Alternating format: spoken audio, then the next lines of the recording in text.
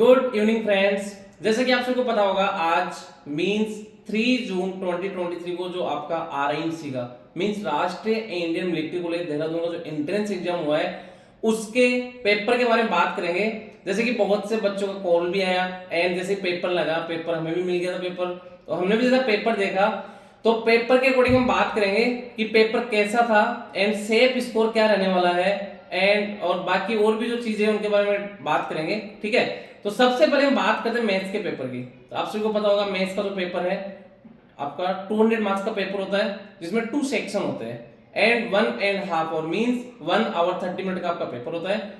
तो पेपर की बात करते हैं जिसमें सेक्शन 1 था जिसमें आपके 20 क्वेश्चन थे, ईच क्वेश्चन 5 मार्क्स का था, मींस 100 मार्क्स का आपका सेक्शन ए था। मैं सेक्शन बी की बात करता हूं, 10 क्वेश्चन थे, ईच क्वेश्चन 10 मार्क्स का था, मींस 100 मार्क्स का आपका सेक्शन बी था। तो सबसे पहले बात करते हैं पेपर कहां से आया। ठीक है, तो जैसे कि आप लोगों ने देखा होगा आरआईएमसी का जो सिलेबस है उसके अकॉर्डिंग पेपर में कुछ भी नहीं था। ठीक है, एंड आप प्रीवियस 10 ईयर्स के पेपर आप देखोगे तो आपको पता लगेगा कि जो प्रीवियस 10 ईयर्स के जो पेपर थे उनके अकॉर्डिंग तो पेपर में कुछ भी नहीं था। ठीक है, तो कहने का मीन जो पेपर था कंप्लीटली आउट ऑफ सिलेबस था, क्योंकि जो भी बच्चा आरआईएमसी की प्रिपरेशन करता है क्लास 8 का आरडी शर्मा उससे प्रिपेयर करता है, मार्केट में गाइड मिलती है आरएमसी की उससे प्रिपेयर करता है एंड जो कॉम्पिटिटिव एग्जाम है उसके अकॉर्डिंग प्रिपेयर करता है। एंड रही बात जो आपका कुछ बच्चे जो 9th क्लास का आरडी शर्मा 9th क्लास का बुक्स है उनकी भी हेल्प लेते हैं। तो जो पेपर था ना तो क्लास 8 से था, ना क्लास 9 से था, ना क्लास 10 से था एंड कॉम्पिटिटिव एग्जाम की बात करते हैं उसके अकॉर्डिंग नहीं था।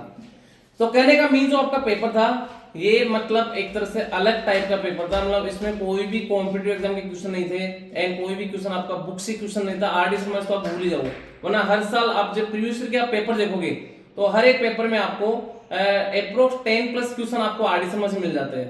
एंड आरएमसी के जो पेपर से प्रीवियस ईयर आप पेपर देखोगे तो उसमें क्या होता है कि आपको मींस 4 to 5 क्वेश्चन आपको रिपीटेड क्वेश्चन मिल जाते हैं, मींस जो क्वेश्चन 4 ईयर 5 ईयर या लास्ट ईयर आया वो ऐसे करके आपको 4 to 5 क्वेश्चन रिपीटेड मिलते हैं।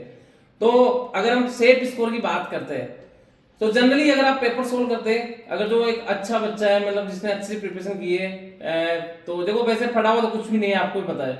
एंड जो भी बच्चे लास्ट ईयर एग्जाम दिया, किसी बच्चे ने 2 अटेम्प्ट दिए, किसी का 3rd अटेम्प्ट था, तो किसी को लग रहा होगा कि सर मेरे लास्ट ईयर मैंने दिया उसमें मेरे 140 मार्क्स बन रहे थे मैथ्स में, लेकिन इस बार मैं 140 का अटेम्प्ट भी नहीं कर पाया। तो सिंपल सी बात है, उससे आप पता लगा सकते हो कि पेपर का लेवल बहुत अच्छा था। मतलब आप एक तरह से आप कह सकते हो कि टफ था।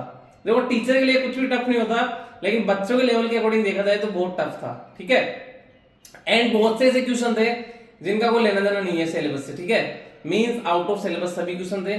एंड वैसे भी आपको पता है कॉम्पिटिटिव एग्जाम का कोई सिलेबस नहीं होता, लेकिन फिर भी जो मतलब आरआईएमसी ने सिलेबस डाल रखा है उसके अकॉर्डिंग पेपर में कुछ भी नहीं था। ठीक है, तो उसमें सेफ स्कोर की बात करता हूं तो 150 स्कोर तो बड़े बहुत बड़ा स्कोर होगा इस पेपर में। ठीक है, अगर किसी बच्चे को लग रहा हो कि सर मेरे 150 प्लस मार्क्स बन रहा है, 150 बन रहा है, तो वो बहुत बड़ा स्कोर होगी एक तरह से। ठीक है, और फिर भी अगर किसी बच्चे के 120 या 110 मार्क्स बन रहे तो सेफ है, मतलब इतना आना चाहिए। लेकिन ठीक है, एंड जहां तक मुझे पता है या फिर मेरे एक्सपीरियंस के अकॉर्डिंग मुझे लग रहा है कि मतलब बहुत कम बच्चे क्वालिफाई करेंगे इसमें। ठीक है, बहुत कम बच्चे क्वालिफाई करेंगे क्योंकि हर साल मतलब सिलेबस के अकॉर्डिंग पेपर आता है, लेकिन लास्ट ईयर जो पेपर था मतलब दिसंबर 2022 की बात करते हैं तो ओनली 3 से 4 क्वेश्चन आउट ऑफ सिलेबस थे, मींस एक आप प्रोबेबिलिटी आप बोल सकते हो। लेकिन इस बार वाले पेपर में लगभग सभी क्वेश्चन आउट ऑफ सिलेबस थे, लेकिन आप फिर भी अगर अच्छे से आप अगर आपने प्रिपरेशन की है, अगर आप अच्छे से करते हैं तो जो सेक्शन ए है उसमें आप 10 प्लस क्वेश्चन आराम से आप बना सकते थे। ठीक है, एंड सेक्शन बी की बात करते हैं तो उसमें आप 6 to 7 क्वेश्चन आप आराम से बना सकते हो। ठीक है, तो ऐसे करके अगर आप 120 130 तक अगर आपका स्कोर जा रहा है तो एक तरह जो सेफ स्कोर है। एंड अगर तो कोई क्वालिफाई भी हो रहा है तो वो भी एक अच्छा स्कोर माना जाएगा। बाकी आप सभी को जो कमेंट बॉक्स है, कमेंट बॉक्स में सभी को कमेंट करके बताना है कि सर मैंने इतने क्वेश्चंस का अटेम्प्ट किया है एंड मेरा ये स्कोर बन रहा है। इसके अलावा अभी लाइव सॉल्यूशन करवा रहे थे लेकिन कुछ टेक्निकल इश्यू कारण वो नहीं हो सका, तो जो लाइव सॉल्यूशन वो 7 PM पे आपको मिलेगा एंड वहां से आप हर एक क्वेश्चन को आप चेक कर सकते हो।